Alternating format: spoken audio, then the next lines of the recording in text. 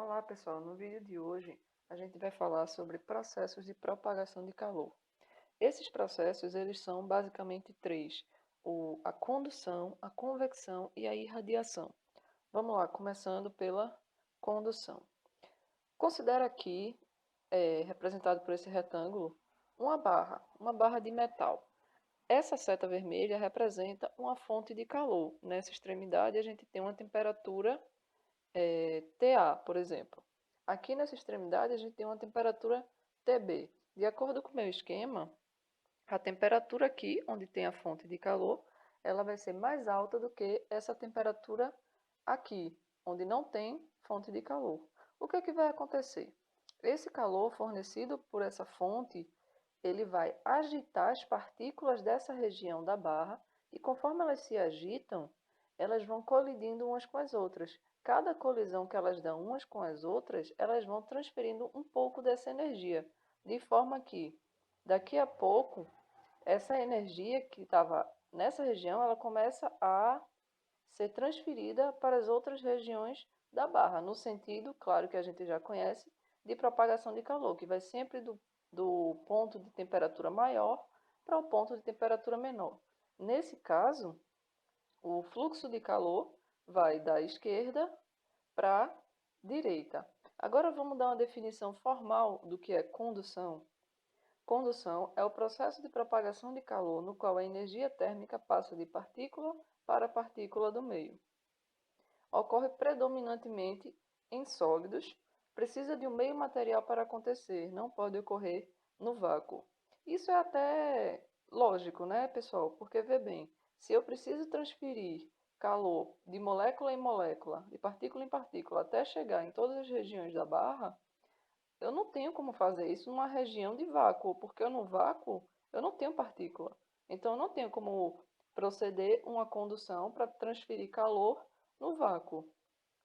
Outro ponto importante também é que não há deslocamento de material, apenas de calor. Ou seja, se eu forneço calor para uma partícula desse ponto aqui, na esquerda da barra, essa partícula ela não vai caminhar até o outro ponto da barra, não. Isso não acontece. O que acontece é que ela vai transferir calor por meio de colisões, mas ela nunca vai se deslocar daqui até aqui, certo? A lei de Fourier, ela é uma lei extremamente importante no cálculo da condução de calor, porque ela vai explicar para a gente o quanto de calor pode ser transmitido, propagado, né, num determinado intervalo de tempo. A gente calcula, desenvolve essa fórmula observando as seguintes grandezas. Aqui a gente tem a nossa barra, ela vai estar uma temperatura TA no meio A e uma temperatura TB no meio TB. Aqui eu estou utilizando uma barra, mas isso poderia ser, por exemplo, uma parede em que no meio TA eu tenho uma temperatura maior do que no meio TB. Ou uma parede de um forno, por exemplo. Na parte de dentro eu tenho uma temperatura maior do que na parte de fora. E nessa parede vai ocorrer condução de calor. E a gente vai poder quantificar essa condução utilizando justamente a lei de Fourier. Como a gente está observando aqui que o sentido do fluxo de calor vai da esquerda para a direita, a gente interpreta que a temperatura TA é maior do que a temperatura TB. Então, o que é que vai acontecer? Vai haver deslocamento de calor daqui da esquerda para a direita, exatamente como na barra anterior. Sendo que aqui na direita eu vou ter sempre uma temperatura menor do que aqui à esquerda. Se eu tenho sempre uma temperatura menor aqui, eu vou ter sempre um fluxo de calor nesse sentido, da esquerda para a direita. E o que é que vai acontecer com a temperatura? Ela vai sempre estar mais alta na parte esquerda e menor na parte direita. Isso vai gerar aqui dentro da barra o que a gente chama de gradiente de temperatura. Ela vai estar numa temperatura TA aqui e ela vai diminuindo, diminuindo, diminuindo até chegar em TB aqui. Se eu tenho diferentes temperaturas, o que é que acontece? Fluxo de calor. Então, se eu mantenho sempre essa diferença de temperatura, se eu nunca alcanço o equilíbrio térmico, eu vou ter sempre uma quantidade de calor sendo transferida. No caso aqui, do meio A para o meio B. Como é que eu posso calcular essa taxa de transferência? Porque o que é O fluxo, que aqui está simbolizado pela letra φ, é justamente a taxa de transferência de calor, que significa o quê? A quantidade de calor que eu transfiro numa determinada região da barra, num determinado intervalo de tempo. Qual é a outra forma que eu tenho para calcular isso? Eu tenho essa fórmula aqui, ó.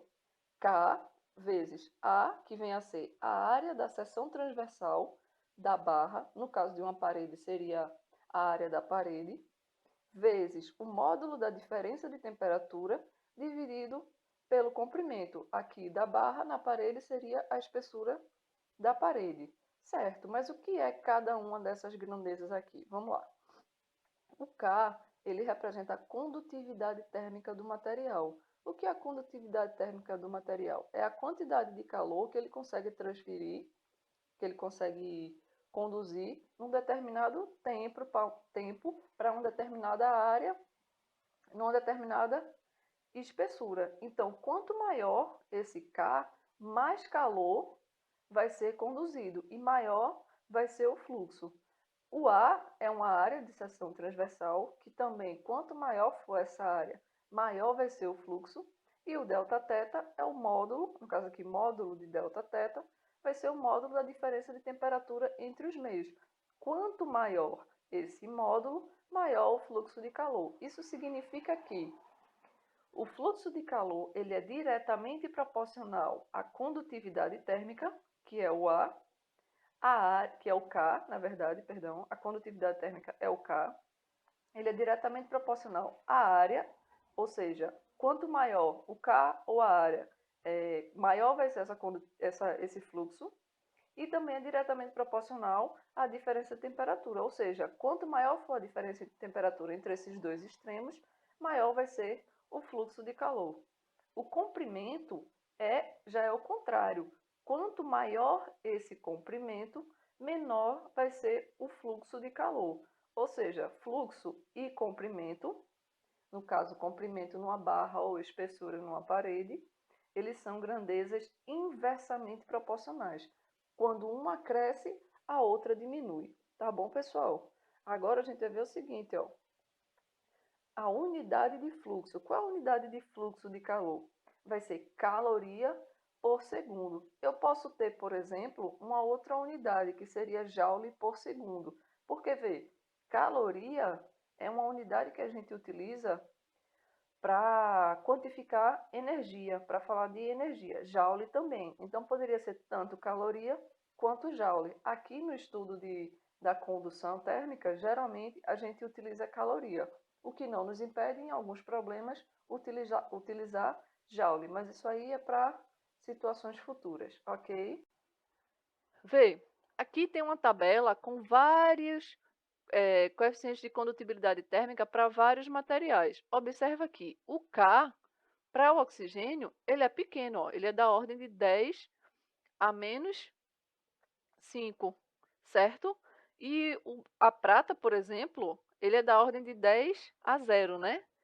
Porque 10 a 0 é 1, então multiplicado por 1,01 é uma potência que não aparece. Observe que 10 a 0 é uma potência muito maior do que 10 a menos 5. Ou seja, a prata ela conduz calor muito melhor do que o oxigênio.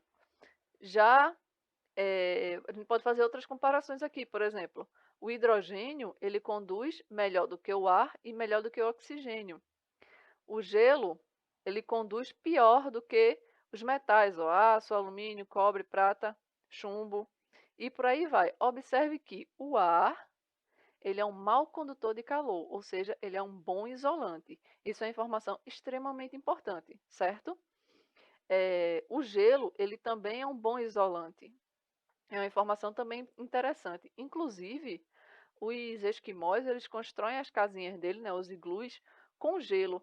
Parece, olhando assim, pensando, parece estranho. Como é que você vai construir uma casa de gelo se você não quer sentir frio? Aí é que tá, justamente. Eles constroem a casa de gelo, ligam uma fogueira lá dentro. Quando ele liga a fogueira, essa fogueira vai liberar calor para o ambiente. Então, o que é que vai acontecer? A temperatura do lado de fora do iglu vai estar menor do que a temperatura do lado de dentro. O que é que aconteceria? O calor de lá de dentro tenderia a ir para fora. Só que o gelo é um mau condutor. Então, veja, o fato dele ser um mau condutor não quer dizer que ele não conduz o calor. Quer dizer que ele conduz pouco, mais devagar. Então, o que é que vai acontecer? Vai demorar mais para o calor de dentro do iglu ir para o lado de fora, certo? E isso vai manter uma temperatura melhor para as pessoas que estão lá dentro, para os esquimós, certo? Agora, vê só, eu vou fazer um exemplo aqui de aplicação da lei de Fourier para vocês entenderem bem direitinho. Olha só. Uma barra de alumínio de 50 centímetros de comprimento e área de seção transversal de 5 centímetros quadrados tem uma de suas extremidades em contato térmico com uma câmara de vapor em ebulição, a 100 graus Celsius. Se é vapor em ebulição, tem que estar a 100 graus Celsius, certo? E a outra extremidade está imersa em uma cuba que contém uma mistura bifásica de gelo fundente. O que é gelo fundente? É um gelo que está derretendo, é aquilo que a gente vê muitas vezes quando a gente deixa um gelo dentro do copo. A gente vê que forma uma aguinha, né, porque ele derrete e chega uma hora que demora muito para ele derreter. Aquilo ali é o gelo fundente, é um gelo que está derretendo. Esse gelo fundente necessariamente vai ter que estar a 0 graus Celsius. Isso vocês vão entender melhor quando eu falar em uma aula futura sobre mudanças de fase. Aí vocês vão entender melhor por que, que o gelo fundente ele necessariamente tem que estar a 0 graus Celsius. Por enquanto, vocês têm que prestar atenção só na temperatura mesmo. Aqui, 100 graus Celsius, que seria essa região aqui, e aqui 0 graus Celsius, que é o gelo fundente.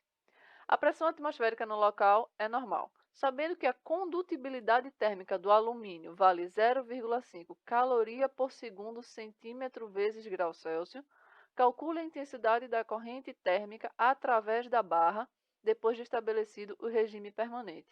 Vê só, ele chama aqui corrente térmica. Isso aqui é o fluxo de calor, tá bom, pessoal? Pode ser tanto fluxo de calor, a gente pode chamar tanto de fluxo de calor quanto de corrente térmica. É a mesma coisa, certo?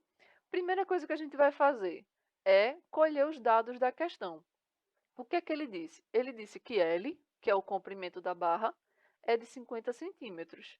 Está dado aqui no enunciado, ó. A barra de alumínio de 50 centímetros de comprimento e área de seção transversal de 5 centímetros quadrados, ou seja, A igual a 5 centímetros quadrados, que é o equivale a 5 vezes 10 a menos 4 metros quadrados. A temperatura em A, que é esse ponto aqui, ó, essa região, essa câmara de vapor em ebulição, está uma temperatura de 100 graus Celsius que eu resolvi chamar de TA, tá bom? É só uma questão de nomenclatura. E a outra câmara, que é onde está o gelo fundente, que está a 0 graus Celsius, eu resolvi chamar de TB. E o K, ele deu esse valor aqui, 0,5 calorias por segundo centímetro graus Celsius. E ele pede para a gente calcular o fluxo de calor. Ora, a gente vai utilizar exatamente essa equação aqui, ó.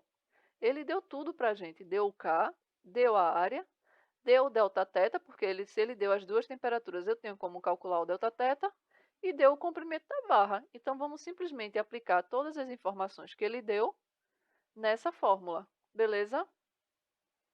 Olha só, aqui, ó, com as temperaturas TA 100 e TB 0, o módulo da variação vai ser de 100. Olha só, o calor ele vai vir do ponto mais quente para o ponto mais frio, né? O ponto mais quente ele está a 100 graus Celsius e o ponto mais frio está a 0 graus Celsius. Quando a gente fala de delta, de variação em física, a gente sempre pega o valor final menos o valor inicial. Quem é o valor final nesse caso aqui?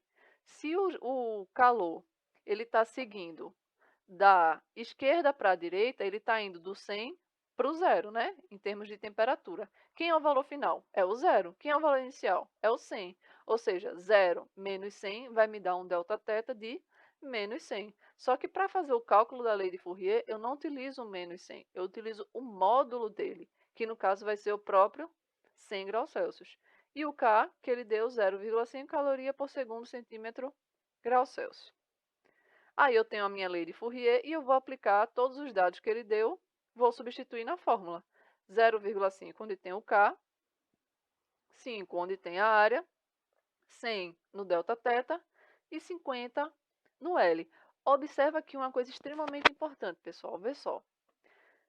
O K, ele está por segundo, centímetro e grau Celsius. Ele poderia estar por metro aqui, certo? Só que, como ele deu na questão que ele está em centímetro, o que é que a gente vai fazer? A gente vai adequar as outras medidas que envolvem comprimento e área, no caso aqui o L e o A gente vai ter que adequar a centímetro também. O bom é que essa questão ela já deu adequado a centímetro e a centímetro quadrado. Por exemplo, se ele tivesse dado aqui o comprimento da barra em metro, a gente ia ter que transformar para centímetro para poder aplicar nessa fórmula, porque todas as unidades têm que casar certinho, tá bom? Agora, se for a temperatura, observa só. Ele dá aqui, o K, ele está por grau Celsius. Se ele tivesse por Kelvin, ia ter algum problema aqui? Não, porque a variação de temperatura, tanto em Kelvin quanto em Celsius, ela é a mesma, né? O problema seria se ele dá o K dividido por Celsius e te dá as temperaturas em Fahrenheit. Então, o que é que tu tem que fazer? Tem que pegar a variação em Fahrenheit e converter para a variação em Celsius para poder aplicar na fórmula. No fim das contas, o que eu estou querendo dizer para vocês é que vocês têm que sempre observar as unidades em que as grandezas estão dadas para adequar todas elas, certo? Então, vê só. Aqui eu apliquei todos os dados que ele deu no problema e eu encontro um fluxo de calor de 0,5 vezes 5 vezes 2. Esse 2 é porque eu dividi 100 por 50, tá bom? Então eu vou ter um fluxo de calor de 10 calorias por segundo. Beleza? Tranquilo, só isso.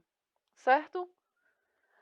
Agora vamos para o próximo processo de condução de condução não, de transferência de calor. Condução é um dos processos de transferência, né? Vamos lá para o segundo, que é a convecção. Esse eu acho muito legal. Imagina só que a gente tem aqui um recipiente com um determinado líquido. E aqui, mais uma vez, uma fonte de calor, certo? O que é que vai acontecer? Presta bem atenção. Eu vou fornecer calor aqui para essa região do recipiente. É como se a gente tivesse uma chaleira cheia de água no fogão, certo? Aqui está a boca do fogão, aqui está a minha chaleira e os pontos coloridos aqui são as moléculas de água. Vocês vão entender daqui a pouquinho, ou talvez até já interpretaram, né? O motivo desses pontos estarem coloridos. Vê só. Esses pontos aqui representam as moléculas de água que estão mais próximas da fonte de calor. Essas moléculas elas vão receber calor e vão começar a ficar mais agitadas. Conforme elas ficam mais agitadas, elas vão querendo mais espaço para se movimentar. Aí o que é que vai acontecer? Observa aqui. Eu coloquei essa fórmula para mostrar para vocês darem uma relembrada numa grandeza importantíssima no processo de convecção, que é a densidade. O que é a densidade? É a massa dividida pelo volume. Imagina o seguinte: eu tenho uma determinada massa de água aqui. Quando ela começa a receber calor, ela começa a se agitar mais, cada vez mais. Quando ela começa a se agitar mais, ela vai querer se agitar, uma massa M, ela vai querer se agitar numa região de volume maior do que ela estava antes, quando ela estava um pouquinho mais fria. O que é que acontece? Aqui, se eu tenho a mesma massa M se agitando numa região de volume maior do que quando ela estava mais fria, eu vou ter uma densidade o quê? Menor, porque eu tenho o mesmo M num volume maior. Quando eu diminuo essa densidade da minha massa quente, o que é que vai acontecer com essas moléculas de água com uma densidade menor? Elas vão subir. Então, observa só, eu aqueço aqui a água. Gente, eu estou falando água, mas não é só água não, tá? Pode ser qualquer fluido, pode ser qualquer líquido ou qualquer gás ou vapor, certo? Eu estou utilizando a água para explicar para vocês. Aí, vê só, essa minha quantidade de água mais quente, ela adquiriu uma densidade menor e como ela tem uma densidade menor, ela subiu. Quando ela veio para cá, ela começou a perder um pouco de calor. Vamos supor que aqui está aberto para o ambiente, né? E o ambiente está com uma temperatura menor do que ela. Então, ela começa a perder Calor. Quando ela perde calor, ela vai se agitar menos. Quando ela se agita menos, ela precisa de um volume menor para se agitar. Agora observa aqui, se eu tenho a mesma massa m num volume menor, o que é que acontece com a densidade? Aumenta. Quando a densidade dessa quantidade de água que estava aqui, desse m, dessa quantidade m, aumenta, ela vai fazer o quê? Descer. Então, ela vai gerar uma corrente para o fundo da chaleira, né? E aquela água que estava sendo esquentada vai subir. Chega aqui, esfria, desce. Chega aqui, esquenta, sobe. E fica sempre nesse ciclo, gerando o que a gente chama aqui, ó, correntes de convecção, certo? Vamos definir agora o que é convecção? É o processo de propagação de calor, no qual a energia térmica muda de local, acompanhando o deslocamento do próprio material aquecido. Isso é extremamente importante, pessoal. Lembra que a gente falou na condução que a condução ela não acompanha o deslocamento de material, né? As moléculas elas vão simplesmente se chocando uma com a outra e assim elas vão transferindo calor. No caso da convecção, não. Além de transferir calor, a molécula mesmo ela vai mudar de lugar. Ela estava aqui embaixo, ela vai subir. Daqui a pouco ela está aqui em cima, desce, sobe, desce e fica gerando essa corrente o tempo todo, certo? A convecção ocorre predominantemente em fluidos, como eu falei, líquidos, vapores e gases. Precisa de um meio material para acontecer, não pode ocorrer no vácuo. É como a condução, né? Como ela precisa das moléculas para se processar, ela não tem como ocorrer no vácuo, porque no vácuo não tem molécula. Ocorre o deslocamento tanto de material quanto de calor. Aplicações da convecção: a geladeira, o ar-condicionado e o aquecedor. Vê só, a geladeira, né, primeiramente. Quando a gente fala de geladeira na aplicação da convecção, a gente está falando daquelas geladeiras que ela tem grades, porque eu sei que existem umas geladeiras hoje em dia em que as prateleiras não são grades, né? São prateleiras completinhas mesmo. Aí o que acontece? Para que ocorra a convecção, eu preciso que seja grade, porque o que é que vai acontecer? Geralmente as geladeiras com grade são as que não são frost free. As que são frost free, elas não têm grade. Aí imagine aí uma geladeira que não é frost free. Então lá em cima ela vai ter o congelador, certo? Esse congelador ele vai esfriar muito mais do que o resto da geladeira. Quando ele esfria, o ar que está lá mais próximo dele vai diminuir a densidade e vai descer. Conforme ele vai descendo, ele vai atravessando aquelas grades e conforme ele vai atravessando as grades, ele vai recebendo calor dos ambientes que estão lá. Quando ele chega lá embaixo, ele vai estar um pouco mais quentinho do que ele estava lá em cima. E aí o que, é que vai acontecer? Ele vai começar a subir. Quem estava lá em cima, que agora esfriou, desce e fica gerando as correntes de convecção dentro da geladeira, certo? O ar-condicionado. O ar-condicionado, ele vai retirar calor da região do seu quarto, por exemplo. Ele vai retirar calor de lá e vai tornar o ar mais frio. Quando esse ar esfria, ele começa a descer. Isso é importantíssimo para a gente entender por que, que os ar-condicionados eles são colocados no topo da parede, geralmente na parte mais alta. Porque se eu colocasse lá embaixo, esse ar frio, ele pode até esfriar o ambiente, só que vai demorar muito mais do que se ele estivesse lá em cima. Porque quando eu coloco lá embaixo, perto do pé da parede, o ar frio ele vai descer. Então vai esfriar mais o chão do que a altura da sua cama, por exemplo, que é onde você vai estar na hora que você for dormir. Então por isso que é importante você colocar o ar-condicionado lá em cima. O aquecedor é o contrário, né? Se eu quero aquecer um ambiente, eu vou colocar o aquecedor na parte de baixo, porque ele vai aquecer o ar naquela região, esse ar vai diminuir a densidade e vai subir. Beleza? Uma aplicação extremamente importante da convecção são as brisas marítimas. Vê só, vou explicar bem direitinho para vocês. Durante o dia, a brisa ela vai soprar no sentido da areia. Como assim no sentido da areia? Ela vem do mar para a areia. E durante a noite, a brisa vai da areia para o mar. Beleza, mas como é que isso ocorre? Observa só. Essa foto aqui foi uma foto que eu tirei lá na Praia do Futuro, em Fortaleza. O que é que acontece durante o dia? Durante o dia, vai acontecer o seguinte: a areia ela conduz o calor melhor do que a água. Na verdade, o que vai acontecer é o seguinte: o Sol vai esquentar essa areia vai receber e perder esse calor muito rápido. Então, quando ela recebe e ela perde muito rápido, ela vai perder para quem? Para o ar que está imediatamente acima dela. Então, aqui, se eu tenho a areia, eu tenho uma camada de ar aqui por cima da areia, né? Então, essa areia recebe o calor e perde muito rápido. Quando ela perde, ela aquece o ar que está aqui perto dela e a gente acabou de ver que o ar aquecido sobe.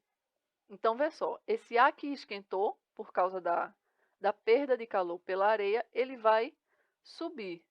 Quando ele sobe, que ele sai daqui, ele precisa ser substituído por alguém, né? Quem vai substituir esse ar que está aqui é o ar mais frio que está aqui na parte de cima, mais próxima da água, porque a água ela não esfria tão rápido quanto a areia. Então, eu vou ter uma camada de ar aqui em cima da água, que é um pouco mais fria do que essa camada de ar quente. E aí, quando essa camada de ar quente sai daqui, a camada de ar fria que estava por cima da água, ela vai tomar esse lugar aqui, certo? E aí, essa camada de ar quente que subiu, ela chega lá em cima, esfria e desce novamente. Quando ela desce novamente, eu já tenho outra subindo. E aí vem o ar daqui da areia e vem o ar que vem do mar, mais frio, toma o lugar do que estava quente na areia. O que estava quente sobe e esfria. E assim fica gerando esse ciclo. E a gente vai perceber que existe uma brisazinha que vem vindo sempre do mar para a areia, justamente por causa disso, certo? Agora, e durante a noite, o que é que acontece? Durante a noite acontece o contrário. O mar, ele começa a perder calor. Então ele perde calor mais do que a areia. Quando ele perde calor mais do que a areia, essa camada de ar que está por cima dele vai vai esquentar e vai fazer o quê? Subir. Eu tenho um ar quente aqui por cima que ele vai subir. Quando ele sobe, a mesma ideia do anterior. Quando esse ar quente sobe, o ar frio que estava aqui próximo da areia, ele vai tomar o lugar desse ar quente. O ar quente que subiu vai esfriar e vai descer novamente, gerando assim o mesmo ciclo. Nesse caso, o vento, a brisa está vindo da areia para o mar. Uma coisa que eu observei nessa foto, vê que interessante. Aqui já estava anoitecendo, né? Então a gente já estava havendo esse ciclo aqui. Você pode observar isso, ó, pela folha do coqueiro. Tá vendo? Ela está inclinada na direção do mar. Por quê? A brisa já estava vindo da terra para o mar. Se você observar durante o dia, num dia quente mesmo, que fica mais visível isso, você vai ver que durante o dia a folha do coqueiro ela está inclinada para a terra e durante a noite ela vai estar inclinada para o mar, certo? Isso é bem legal. Eu acho essa parte aqui extremamente interessante. O último processo de condução de calor é a irradiação. A irradiação ela é um processo que vai ocorrer através das ondas eletromagnéticas. O que são ondas eletromagnéticas? Olha só esse esquema aqui. Uma onda eletromagnética ela é uma onda que ela é composta por um campo elétrico e um campo magnético oscilando em conjunto e se propagando através de um determinado meio e também através do vácuo.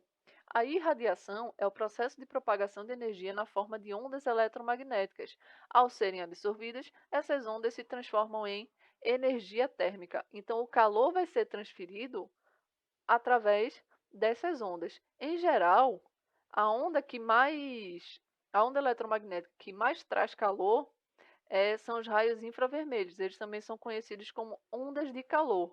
A irradiação, ela é um processo que não precisa de um meio material para acontecer. Ela pode ocorrer no vácuo. Inclusive, esse é o processo que explica como é que o calor do Sol chega na Terra, né? Como está escrito aqui no último ponto. Eu vinha falando para vocês, os outros dois processos, a condução e a convecção, ela não pode ocorrer no vácuo. Se nenhum desses processos ocorre no vácuo, como é que o calor do Sol ia chegar na Terra? Exatamente pelo processo da irradiação. Ela é um processo também que não desloca material, ela desloca apenas calor. É importante vocês saberem também que qualquer corpo, a uma temperatura maior do que o zero absoluto, ele está irradiando calor. Nós estamos irradiando calor. Qualquer objeto que a gente conhece está irradiando calor. Uma experiência bem simples e que vai mostrar, vai dar uma percepção legal para vocês de radiação é, por exemplo, se você tem um abajur, ou pode ser até uma lâmpada mesmo da sua casa, ou ferro de passar. Para você saber se ele está quente, o que é que você faz? Você coloca a mão próxima desse objeto. Você não vai tocar no objeto, né? Claro, senão você vai se queimar. Mas se você colocar a mão próxima ali, o que é que vai acontecer? A gente não vai ter condução, porque a condução não ocorre em. Só ocorre apenas nos sólidos e entre a sua mão e o objeto quente só tem uma camada de ar, né? Então não vai ocorrer condução. Outra coisa também difícil de ocorrer é a convecção, porque por mais que a convecção ocorra em fluidos, o ar ele é um mau condutor de calor. Então é dificultoso também para haver corrente de convecção ali. Então, qual é o único processo que vai explicar você sentir que a mão está quente? É a irradiação, porque essa lâmpada está irradiando calor e aí esse calor chega em você, essa onda eletromagnética, né, um raio infravermelho chega em você e você consegue sentir esse calor. Uma coisa também legal da aplicação dos raios infravermelhos são os objetos que, por exemplo, uma câmera de infravermelho, né? A gente sabe que existe. Aquelas câmeras que muitos soldados utilizam, né, nas guerras à noite e tal. Também existem termômetros de infravermelho. Nesses períodos de pandemia, a gente está vendo muito assim, imagens de aeroportos em que os funcionários eles apontam um aparelho para uma pessoa e mede automaticamente a temperatura dela. Como é que esse aparelho mede essa temperatura? Através justamente dos raios infravermelhos irradiados pelas pessoas. Eles pegam esses raios, detectam qual é a temperatura. A temperatura vai depender do comprimento de onda de cada raio desse, que é o que a gente não vai entrar nesse mérito agora, porque é um negócio mais para ondulatória. Mas é a partir dessa característica da onda que ele vai medir qual é a temperatura e a partir daí vai poder dizer se a pessoa está numa temperatura normal ou se ela está com algum grau de febre. Beleza? Certo, pessoal, esses foram os processos de propagação de calor. Agora eu vou fazer com vocês alguns exercícios de aplicação do que a gente aprendeu nessa aula, tá bom? Primeiro exercício. Analise as afirmações dadas e a seguir e dê como resposta o somatório correspondente às corretas. Afirmação 1. As três formas de propagação de calor são condução, convecção e radiação. Gente, esse processo da radiação, em muitos livros a gente vê com esse nome, radiação, e em outros livros a gente vê com o nome de irradiação. Não tem problema, tá bom? Pode ser qualquer um dos dois nomes. Então, essa afirmativa aí, ela está correta. São exatamente os três processos que a gente acabou de estudar. A afirmação 2. A radiação se processa apenas no vácuo. Essa afirmação ela não está certa, né, pessoal? Porque a gente viu que ela se processa também no vácuo, mas ela também se processa na atmosfera, como a gente consegue detectar quando põe a mão, como eu falei da experiência, de pôr a mão perto de uma lâmpada ou do ferro, né? Do ferro quente. Se a radiação não se processasse no ar, a gente não ia conseguir sentir esse calor, mas a gente sente. Então, essa afirmativa está falsa, porque ela não se processa apenas no vácuo, ela se processa no vácuo e em meios materiais. Afirmativa 04. A condução precisa de um meio material para se processar. Verdadeiro, né? Porque a condução ela precisa da transferência de calor através das moléculas. Se eu não tenho molécula, ou seja, se eu não tenho meio material, eu não tenho como fazer com que a condução ocorra. A convecção ocorre apenas no vácuo. Falso, né? Porque não existe convecção no vácuo, já que para ocorrer a convecção eu preciso de moléculas, ou seja, eu preciso de um meio material e o vácuo não me dá isso. A 16, a convecção ocorre também no vácuo. Falso, né? A convecção, como eu acabei de falar, não ocorre no vácuo. Então, as afirmativas verdadeiras são apenas 01 e 04, o que nos dá a soma 0,05. Certo? Tranquilo? Vamos para a próxima. Exercício 2. Analise as afirmações referentes à condução térmica. Afirmação 1. Para que um pedaço de carne cozinhe mais rapidamente, pode-se introduzir nele um espeto metálico. Isso se justifica pelo fato de um metal ser um bom condutor de calor. É uma boa ideia, né, pessoal? Porque se você tem um espeto lá, esse espeto vai conduzir mais calor para dentro da carne, de forma que ela vai cozinhar mais rápido, já que para ela cozinhar ela precisa receber calor. Então essa afirmativa está verdadeira. Afirmativa 2.